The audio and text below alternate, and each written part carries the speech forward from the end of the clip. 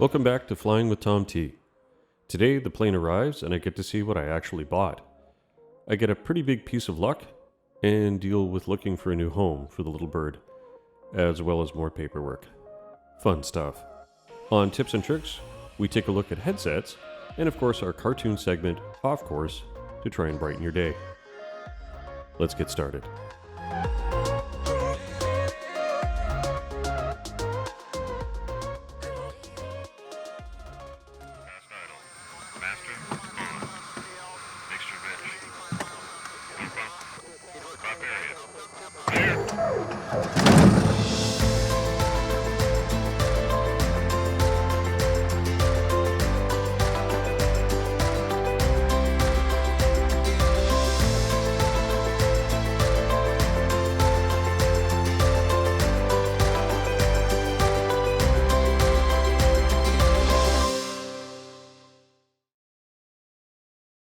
Before we begin, I have to start with an apology. My video skills.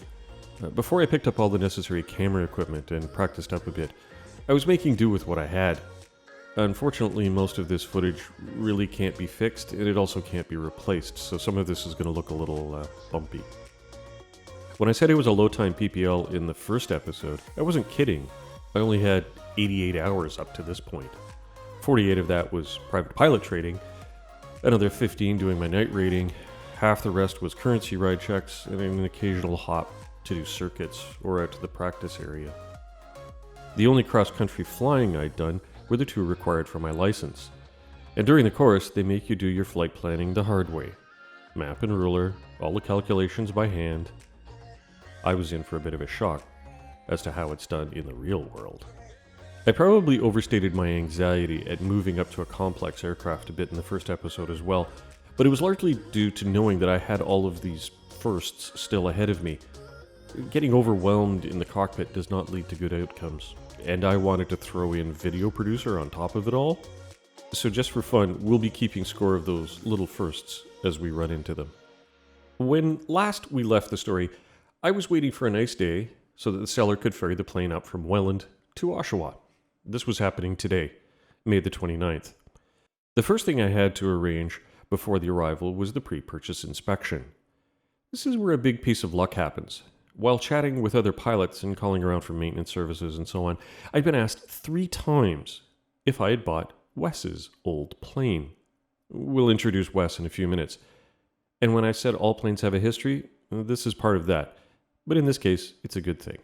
In any case, it turned out I had. And that Wes was both an airline transport pilot and an aircraft maintenance instructor, and by all accounts, a really stand-up guy. He also worked out of the main FBO at Oshawa. Well, that's convenient. It only seemed fitting to give them a call to see if they'd do the pre-buy and to see if Wes would be interested in seeing his old plane. Well, the FBO was happy to do the pre-buy, so mission accomplished there, and eventually word got around to Wes that his old plane was coming back. I'm sorry that I didn't get permission to shoot this, but when the past, current, and future owners all shook hands on the apron, along with the service manager, it was quite the nice reunion. I'd never actually been in an FBO before. Well, there's a first. Companies at airports that run aircraft operations and provide services to pilots are called fixed base operators, or FBOs. Their contact info and services provided are listed in the Canadian Flight Supplement, which is an important reference listing for pilots. And while I'd heard about them during flight training, I had never actually been to one and had little knowledge of what they actually did. Basically, this is where real pilots hung out and where we mere students were not allowed.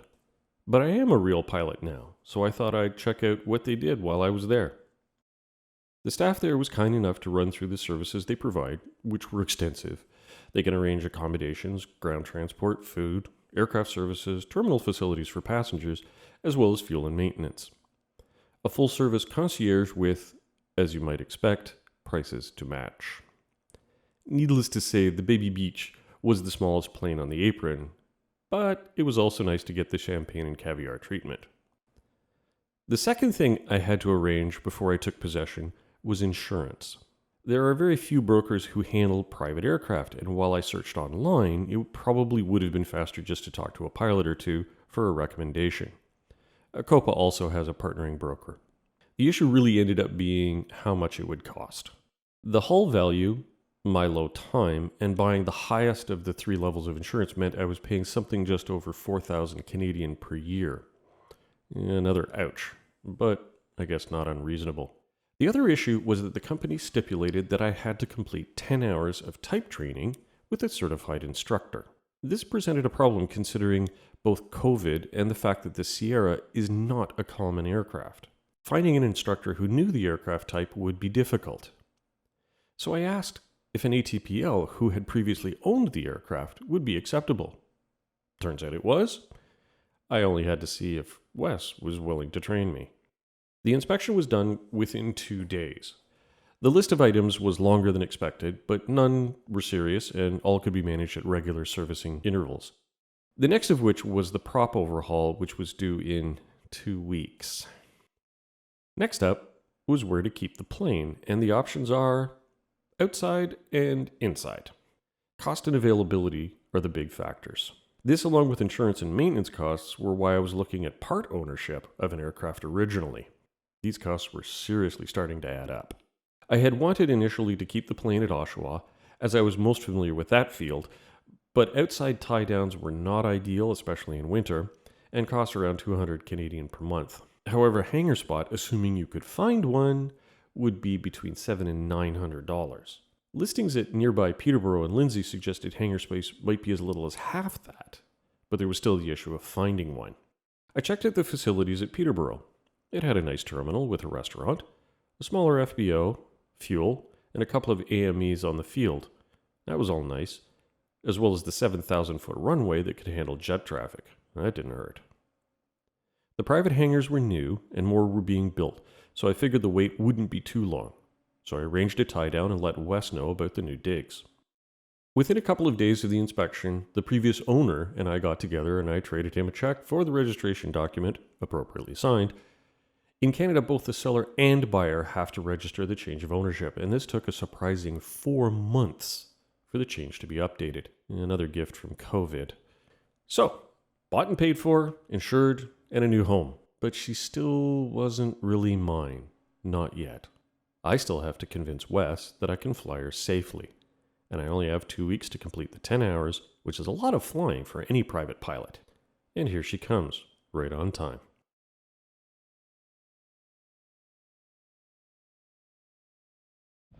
Okay, so I am extremely fortunate in that I've managed to snag one of the previous owners of this very aircraft to do my flight training on. Here's Wes.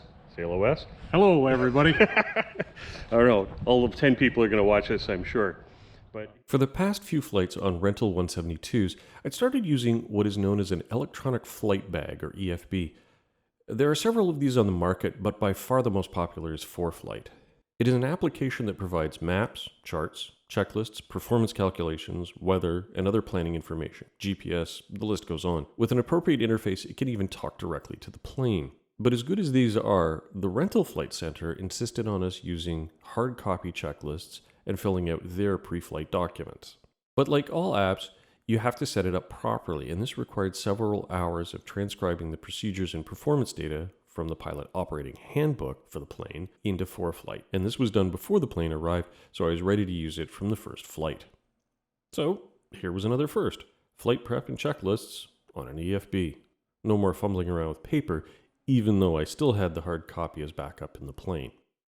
After running through a detailed flight prep and walk around, our first mission was to get me used to normal operations. So it's up to the practice area. This flight was all about crew settings, climbs, descents, turns, speed changes, and setting up the landing configuration. Flying the maneuvers really wasn't an issue, but more of getting used to where everything was on the panel, performance airspeeds, and seeing what the maneuvers just look like. Obviously, the big first here is first time left seat in my own plane. Still pinching myself, but there was another first on this flight. Something about turning on the autopilot for the first time was really satisfying. I don't know if it was being able to relax and concentrate more on managing the airplane, but in training, the autopilot along with the GPS were off limits, assuming the plane even had them. You flew all the time. Now I had a new tool to help me fly, and it was time to learn how to use it. The next flight was all about landings, and this was a steeper learning curve. Flying 172s is pretty easy as the plane will accept less than precise inputs and forgive errors. It's ideal as a trainer. But the Sierra is less forgiving and requires much more precision on approach speed and a transition to touchdown at speed with good power management. A big change from the 172, where you just hold the nose up until it mushes down onto the runway. We did one more combined session where Wes threw all the emergencies at me. Use your advantage. You have a nice autopilot. We know that it works well, so then let's work the problem now. And then it was time for the big cross country. Remember, I had only done 2 cross countries, and they were only short 3-hop flights, Oshawa, Muskoka, Peterborough, and back to Oshawa. And I recall it took hours to plan them out manually. This is what Wes gave me as a route the previous day, and I thought, this is going to take forever to plan. Wes knew I had ForeFlight and guided me through the planning, which ended up taking only about 20 minutes. We called it in, and we were in the air within an hour of arriving at the airport. This is how to plan a flight. The flight itself ended up being more about cockpit management and how to set up the navigator. Most of my time was spent planning the approaches.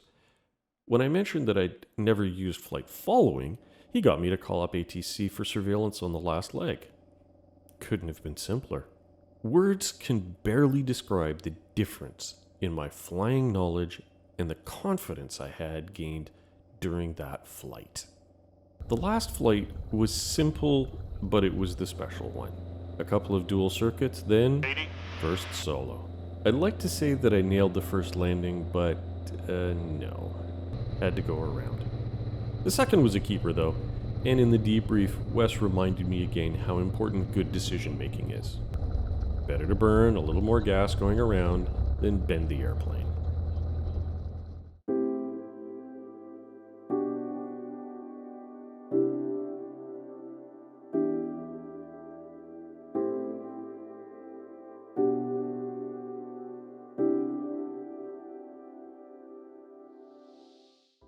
Hello and welcome to Tips and Tricks. We're back in the hangar today, and today we're talking about headsets.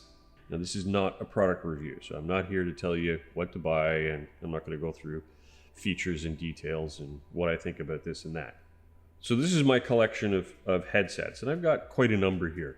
I picked up a kid's headset a while back. Similarly, got one of these sort of basic models, $150. Nothing special to it. So for one lucky passenger in my aircraft, I picked up a pair of Lightspeed Sierras. Not the Zulus, but the Sierras. And I got it mostly for the color, obviously. No. I got it for the active noise reduction and Bluetooth, etc., etc. But this is what sort of state-of-the-art looks like these days.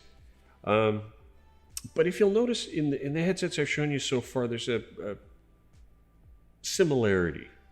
And that is this bit. They all have these big ear cups sitting on a big headband, and I believe the term is head clamp.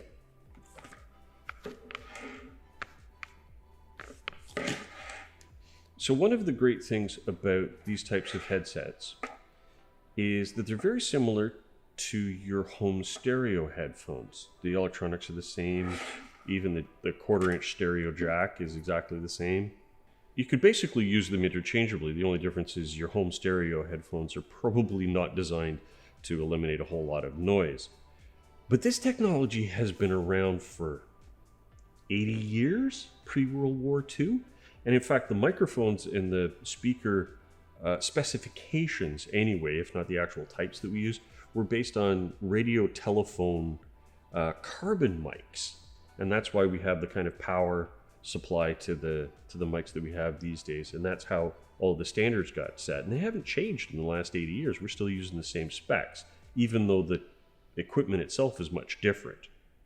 So there have been other developments in other areas of audio technology. So for example, through the 80s and 90s, we got introduced to the Walkman and came with those little headphones that sounded, well, bad. And then we got earbuds that sounded even worse. So I'm a musician as well as being a pilot. And one of the things that we have in the music world that has slowly sort of crept out into the consumer market is a new type of listening device. It looks like an earbud, but it's different. We refer to them as in-ear monitors, IEMs, and they're what you're going to see musicians performing on stage. They've got these little things in their ears. And in fact, here's a shot of mine in my ear. Okay, so that's what mine look like in my ear right now. Now, they have an interesting feature in that instead of them just sitting on the outside of the ears, they actually have this tip. Take a look at this. And this is basically the same as an earplug. It's a foam ear tip, closed cell foam. And you squish it down and you stick it in your ear. However, there's a little pipe that goes down the middle of it, and that's what carries the sound. So far, not so very interesting. But there's a key feature of that foam tip, and that's that it seals the air inside your ear canal. But what it does is it actually allows the headphone itself to use your eardrum as a bass driver. So instead of having the really tinny, bad-sounding earbud, almost nothing music, these things actually develop very close to hi-fi audio. That's why we use them on stage. Leaping ahead a little bit, what it does allow is if you were to play Bluetooth music through the system, you're going to be able to hear it at least as well as any of these headsets could. The second thing is because you just stuck basically a foam earplug into your ear, you're getting automatic passive noise reduction, similar to what the passive noise reduction is on any of these headsets, somewhere between 20 and 30 dB, depending on how well it fits. So what? Well, the so what is because there's at least one company out there that has, for the last 15 years or so, used this kind of technology in its headsets. And if you haven't heard of them, it's Clarity Aloft. And here is what a Clarity Aloft headset looks like. So there's the basic two parts of it. Here's the actual headset itself. It has the regular control wand thing and the two jacks that plug into your aircraft, just like you normally would. This one, I think you can get some of the other different types of adapters, the DIN adapter or the Bose adapter, but this one's just got the regular twin tail. But the special thing about it is the headset itself. Look at this little thing. Look at this guy. I'm going to move some of this stuff out of the way here.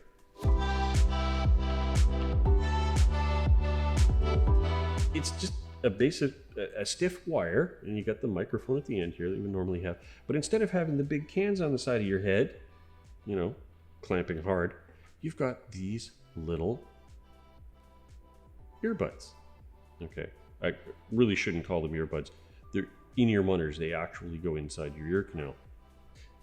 But they do take a little bit of getting used to. Now, I was a musician. I've been wearing these in-ear monitors on stage and in production for like 25 years. So as soon as these came out into the market, I saw them and went, these are for me. I gotta get a pair of this. Then I saw the price tag and went, well, maybe a little later on. Okay, so they are in the same price range as the high-end headsets. So in Canada, I think this one set me back nearly $1,000. So they're not cheap by any stretch of the imagination. But they come with the same features that a normal high-end one would. So getting used to wearing them, physically they're just like sticking earplugs in. So if you've done that, you know what they feel like. But for listening and using in an aircraft, this might be a new experience. Okay? Now, there's no such thing as active noise reduction with these kind of earbuds, because that system, basically it works by having a microphone inside the headset, and then they take a signal from that microphone that's listening to the noise that's going on in your aircraft. They do what's called a phase inversion, so they flip it the other direction, and then pipe it back through the headphones. And the noise plus the inverted signal from the microphone cancels the noise out to nothing, at least for high frequency sound. It's not so good for low rumble and that sort of noise. But you just can't get it with these things because there's no place to put that microphone and it wouldn't work anyway. So the level of noise reduction you get basically depends on how well you fit these tips into your ear. They actually do come in different sizes. Check this out. So how much noise reduction you get from them just depends on how well they fit. And that depends on matching what size of tips you use to your ears. It also has to do with your ears. Okay, sorry, for those of you who have more than the usual amount of ear hair, and I'm sorry we're getting into this kind of thing, it's probably not going to work that well for you. The other issue is that your ears have wax in them. Okay, now I am not going to go out and tell you how to maintain your ear hygiene, but it has to be maintained in order for these things to work. You might not get the best results from this, and it's best to find out before you go out and drop $1,000 on these things. Here's the tip. You don't have to go out and drop $1,000 on these.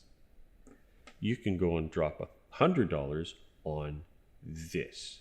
Now, this is just one brand. There's a whole bunch of other brands. They all basically work the same, and the low-end ones are about $100. But the Shure SE215s, that's the current low-end model, they work exactly the same. Check it out. It's got the exact same ear tips. And in fact, they are interchangeable. And that's another benefit. You don't have to go running back to Clarity Aloft every time you need new tips. They come with 10, I think, of different sizes. But when you run out, and they last about 3 to 6 months, you can go to any music supply store and say you've got a pair of Shure 215s. They'll ask you what size you are, and they'll give them to you for 10 for $15. And you could probably go to most big box electronic stores these days. They'll carry the same thing. So hygiene and tip replacement. That's what you got to get used to. So pick up a pair of the 215s, and you can wear them around, like listen to your iPhone or your whatever your music source is, and that'll give you an idea of whether you can handle wearing these things for, hour, 2, 3, 4, 5 hours in your aircraft. One last question you might have. But we fly at high altitudes. Sticking something in your ear might cause pressure problems. Yes, they might. To be honest, I haven't experienced it because I haven't taken my plane up over about 7,000 feet. And I haven't noticed a pressure difference. But even if I did, it's really, really easy to fix. All you do is you take this, you take your finger, and I'm doing it on my in-ear monitor, you just push down on it, just like that, and it breaks the seal, and then you pop it back in.